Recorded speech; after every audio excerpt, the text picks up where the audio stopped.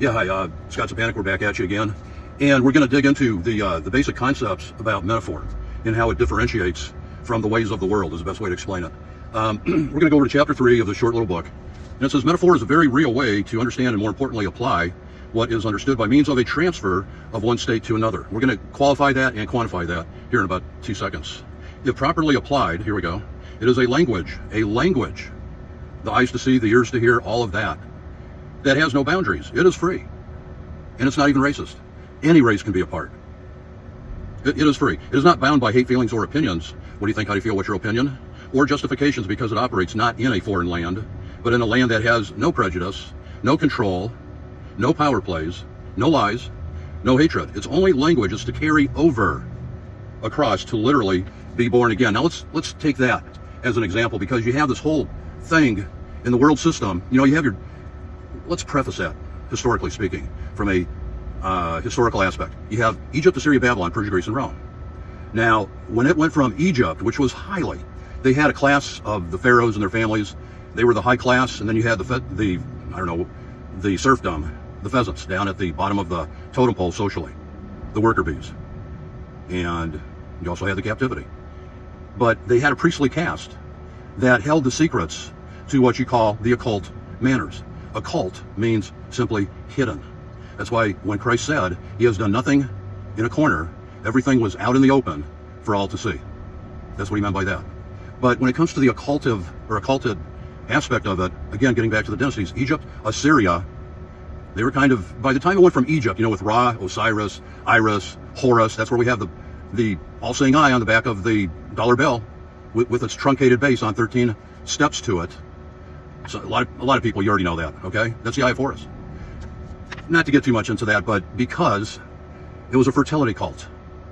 And what happened was Osiris, was killed by his evil brother Set, or Seth, whichever. And what happened was Iris, his wife, went out to look for him. She only found, or one of the few lasting legends is that she found 13 pieces of his phallic symbol. This is exactly what we have in Washington, D.C. We could tell you stuff about Washington, D.C. you don't want to know. Okay? Stones and bones, monuments, the whole bit. But for the purpose of this discussion, that's why you have the Jefferson monument, which is actually a phallic symbol. That's where the pyramid at the top comes from, in the shaft. Then you have the reflection pool.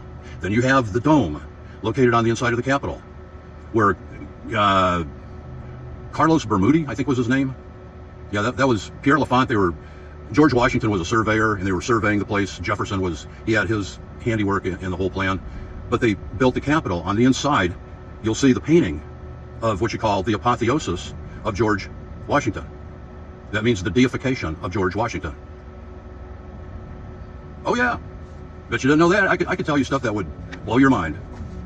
And there's a few of you out there as well that can do the same. But getting back to the dynastical take on it, is that you had Egypt, Assyria, and by the time all of this stuff got to Babylon, it was pretty much codified, or codified, however you prefer. It was etched in stone, so to say. And that's where you have the Jewish Kabbalah, which is magic, sorcery, all of that. But most people just don't know. But if you do. Then you had the Eastern religious aspect of it, which is not talked about too much, with the Hinduism as an example. But this all goes back. The melting pot was Babylon. Babylon beyond the shadow of a doubt. That's why it says in Revelation, Babylon has fallen. The Bible doesn't stutter, but because it fell once, now it's falling again, supernaturally from a spiritual perspective. Hold on one second.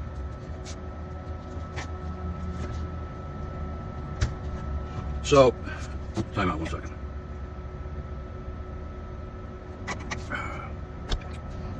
So you have things like the transfer from, this is called alchemy that we're talking about, alchemical. Some of you know about Aleister Crowley with his alchemical, let's just say, tendencies. He was a wicked man, bar none. Anyway, they believe that you can make something out of nothing. Now this capacity only belongs to God, and or Jesus Christ for that matter, and or the Holy Spirit. Because you have with the Holy Spirit, you have the direct correlation of the birthing process that Christ was trying to tell Nicodemus about. Not trying, he told Nicodemus, but Nicodemus did not get it. Nicodemus was out to lunch. OTL. And that was that. But anyway, you have all these alchemists. I remember years ago I read a book. What was the name of that book? It was The Alchemist by Paul Coelho. Yeah, Paul Coelho. Very interesting book. It basically says, and this is where humanity, and thank you, Angela, for that very nice comment. I totally agree. We're in the last days. People right now, they're trying to deify themselves as their own personal God with their own alchemy, with their own transfer of wealth. Because the original principle with, I know we're talking about this a whole lot here, but anyway, with the basic idea of alchemy is you take a base metal, like lead or whatever, copper, tin, whatever, and turn it into gold. Because it's the age-old thing of avoid pain, increase pleasure. Avoid pain, increase pleasure. So if people had more gold, gold was considered, always pretty much has been, the rock solid means of economy. But anyway, so you had all these people that you can go read the works of Manly P. Hall. You can read the works of, again, Aleister Crowley, one of the most wicked men on ever existed here. He died in the 40s or 50s of last century. You can go to Albert Pike, all these nefarious people. Madame Petrova Blavatsky, Madame P. Blavatsky, all of them. Shirley MacLaine, remember that? Remember she reached the pinnacle of her acting career with Jack Nicholson? But she wrote a book, and it was all about the light and or the Christ principle. So what they're trying to do is they're trying to steal. Let's just be bluntly honest. They're trying to take the things of Christ, of the personification of Christ's deity, and apply it to their own surroundings, is about the best way to put it. But it's never worked. That's their problem. They can't become their own God. They can't create something out of nothing. That's their problem. But people, they get into these things, and it all looks very Christian. People are talking about the Christ, but you can channel that Christ. You can do it through spirit jumping or quantum leaping to a different universe, to one of your other different spiritual or physical or both doppelgangers, for example. And then come on back, you jump back. They believe that. There are people out there that actually believe that. We're not making this up. Because they're looking for and trying to rationalize their own spark of divinity. But it's never worked. You can be the most incredibly positive thinker. But Christ came along and he said, unless you pick up your cross and follow me, you got no part. So when it comes to the religious aspect, because people think Christianity, well, what about all these other religions that are homogenizing things to the point, especially wanting to take on their own divinity so that they can be their own God? That's what they're doing. That's exactly what they're doing. Now, metaphor is a transitioning. Look at it in the limelight of a birthing canal for a woman, and women generally speaking, in the Holy Writ of God, the word, in other words, represent either a good woman or a bad woman. It's all over the place talking about metaphor, even with the woman who rides the beast. But a lot of these people are thinking, well, I'm not even going to be here anyway, so why should I care? Look up, for thy redemption draweth nigh. See, no, I'm not going to go there. It's going to talk about the pre-trib, 7-year dispensational rapture cultists. You know, we'll go there for a second. We'll say this again. Not because we're anybody special. I'm a nobody, okay? I'm a nobody. Filthy, stinking, wretched sinner saved by the blood of the Lamb, period. But there are so many people out there that when they say soon, for example, soon, that I remember, because I've been following this stuff for decades now. Decades. I'm 68 years old. Give me a break. For decades. Yes, sir. Yes, ma'am. A long time. And I remember soon with Hal Lindsey. I wanted to be like Perry Stone. Oh, yeah. I even wrote out the schematic for the whole machinations of the book of Revelation. But I never could get it to fit. There were just things that just didn't line up. It was a mishmash of... But anyway, that's another story. So, we're talking about inner metaphor. Metaphor is a noun, a similitude or figure of speech in which an expression is used to refer to something that it does not literally denote in order to suggest a similarity. That's the easiest explanation right there. And by the way, you can go over to, it's got this very same explanation. And I'm trying to give the information away. I'm trying to let people know about a lot of this stuff, if not all of this stuff, because the word says to buy the word and sell it not. But there's people out there, they think, well, if I get so positive, and if I get so charged up, and if people see me glow when I walk down the street, then by golly, I'm going to charge them. And that will be my definition of the Christ principle blessing me. No, we don't do that. It's free. We'll get paid on the other side. Delayed gratification, however you want to call it. Got a little carried away there. Sorry about that. Okay, let's repeat that. A metaphor is a similitude or figure of speech in which an expression is used to refer to something, that it does not literally denote, in order to suggest a similarity. In other words, it brings it more home. Again, the most prolific example, proof text example of that was when Christ said, unless people eat his flesh and drink his blood, they got no part with him in his kingdom, unless they do that. A lot of the people left. They were just there for the free food. That's probably why he mentioned it the way he did. And he asked his disciples, he says, you guys gonna leave me too? Thank God they didn't. Its origin is from circa 1533. Oh, this same information is over at bornagainisrael.com. I'll put the link up. Just go there, you can thumb through. There's 3 bars to it. I think it's on the left of the page. If you go to your smart device, you can look up all the pages and you can read some of the info. This is part of the info. From Middle French metaphore, from Latin metaphora, from Greek metaphora, a transfer, especially of the sense of one word to, listen closely please, especially of the sense of one word to a different word, literally, a carrying over. This is why we say ad nauseum, ad infinitum, that means all the time, that when Christ died at the cross, he took that physicality, that physical house of Israel, translated it over, having carried it over, having passed it over, literally being born again. That physical house was born again at the cross of Christ. Period. But simultaneously, beginning of the new story, new chapter, new version, new makeover. That's a great way to put it. But he saved all the house of Israel that was to be saved up until that time. That's why he said, Father, I've all that you've given me, I've lost none. It also means from meta, over and across, which is interesting. See meta. Pharen, to carry, comma, bear. That one word, bear, B-E-A-R, is indicative, etymology-wise. If you do further observation and research on that one word there, it means literally a woman's womb or matrix. And there's a lot of, adherents, if you want to call it, fans of the series with Keanu Reeves with The Matrix. That's the world's system typology, if you will, that they're trying to present you as a secular humanist. But the world's vision and version of the Matrix does not coincide with being born again. But it's the world's interpretation of it, which is faulty. That's the problem, because they can't create anything. That's what they're trying to do now. This is how crazy it gets. They're trying to create something out of nothing. But it's never worked. They can quantum leap, they can quantum jump, they can spirit jump, they can do anything that they want. But it doesn't mean that they're going to come back with $1 billion from a different universe, or somehow in this universe create gold out of lead. It doesn't mean that at all, because they can't. They never have. Oh. Anyway, racism will never be cured while it is on the current path that it is on, because we're only talking about one race. We have to reiterate this all the time. It's of one seed. That seed is, shall be, and forever shall be, is, was, and shall be forever, Jesus Christ. That's as simple as it gets. This isn't complicated. There is, however, a better way, a way that if racism starts with just one person, then the opposite applies, where to combat it. A person must start with themselves, where the cure for racism is.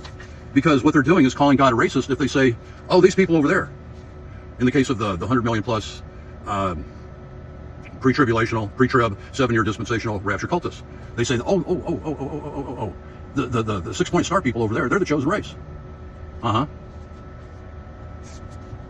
So when Jesus Christ hung on the cross and he said, it is finished, what didn't you understand about that? Or people like John Hagee will tell you, right down here in San Antonio, he'll say, well, God's not done with Israel yet. Oh, man. What are you going to do? And he was a graduate of Dallas Theological, I'll be nice, seminary. And by the way, if you preach anything anti-7-year rapture cultism, you'll be kicked out. Don't let the door hit you on the way out. Okay, we're almost there. We apply this transfer of one state, one country, one person, one seed, one spirit, by knowing that it was because we all wanted to belong. There's nothing wrong with that. That's the family we should want to belong to. In the first place, to something that was and is bigger than ourselves. We understand that the spiritual cancer of this world that has plagued mankind from the beginning of time can only be cured by understanding that in this physical decaying world, we bridge the gap by crossing over into another family. Yeah. Yeah. Enter into the boat. We'll do that one tomorrow. Enter into the boat. That family. And now's the time to do it, because talking about metaphor, we're not going to see a flood that's detailed, a physical flood, that's detailed in Matthew 24. Time out. We're not going to see it. God said that he'll never destroy the earth with a flood ever again. That's why he put the rainbow up there. But, oh, hey, even that's been stolen. That's why it says in Revelation, not to get off on that tangent, but it says 11:8 and 17:18, it says, where also our Lord was crucified. Sodom and Egypt. That is way, way mystical. Metaphoric on steroids. That statement right there. And that city is Jerusalem.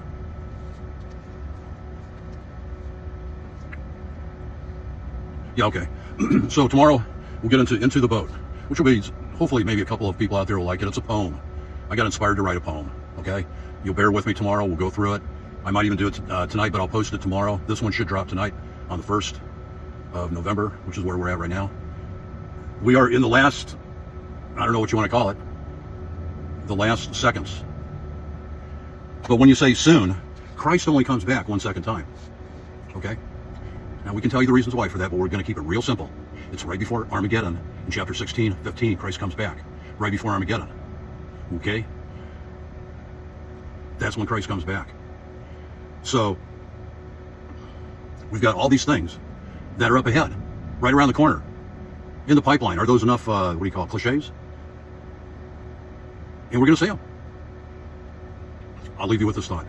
Years ago, Hal Lindsey, in 1980. No, I'm sorry, 1981. He came out with his book, The Late Great Planet Earth in 1970. And that was a watershed, eye-opening moment that I think he's still around. But he came out with that book that everybody jumped on that bandwagon because he was talking about the New World Order and all of that. And he was talking about a lot of Middle East stuff and trying to put the choreographed all of those things in place. Where he was wrong, which was on many fronts, but one of the main reasons he was wrong was he gave the people, everyone out there, a false impression of when the Lord was going to come back. So he was saying that it was going to be in 80 or 81. I think it was 81, 1981. Yeah, I actually go back that far. And I remember it. But what happened was, there's another book, I won't get into that. Then, since the rapture didn't happen in 1981, he says, well, okay. You know, like the Millerites and all that sort of thing, you know. The Millerites was Seven-Day Adventists, I believe, yeah. In the 1840s and that sort of thing, 1850s, all the way up to Hal Lindsey. Then you had Clarence Larkin with his iconography back in about 1910. He drew the diagrams. So this has been germinating ever since John Nelson Darby in the 1830s. That's where it came from. And he got it from this Scottish lass by the name of Margaret MacDonald. Do the history on it. Look it up, please. This is stuff most people don't want to know. Because your spiritual wares, is what this comes down to, is not going to sell in the marketplace, even though it's free. It's free for the taking. But it just doesn't sell. There's no back-end remuneration on it. It's not a MLM, multi-level marketing schematic to it. But anyhow, so he had people all riled up in 1988. There's this other writer, he came out with a book by the name of 88 Reasons Why the Lord Will Come Back in 1988. That was more than a couple of years ago. I even think it was more than 20 years ago.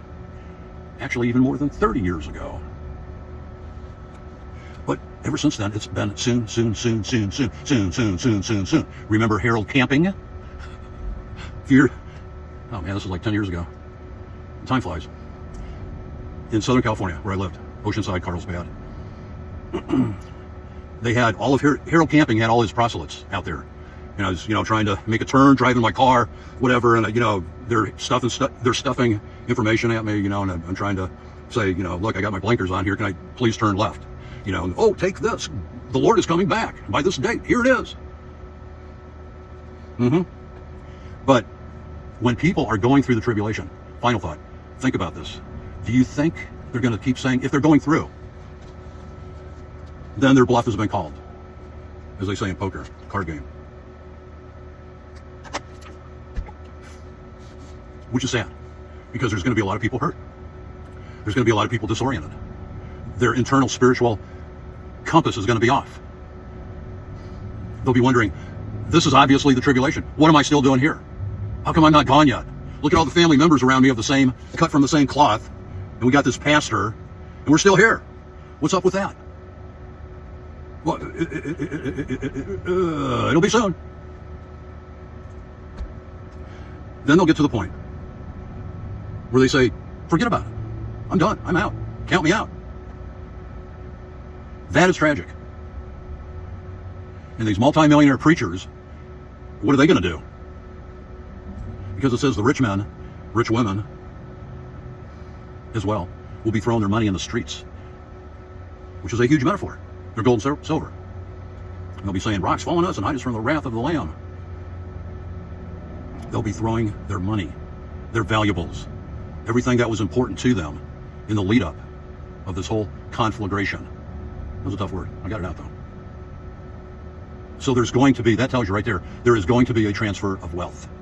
So I know there's a lot of people that are going through a lot of tough times right now. And, you know, it doesn't behoove us to want to see, final thought, it behooves us not to want to see the tribulation, but more so to be prepared for the tribulation so that we can advise others. Please get them this video and help row the boat. I love you guys. We'll talk soon.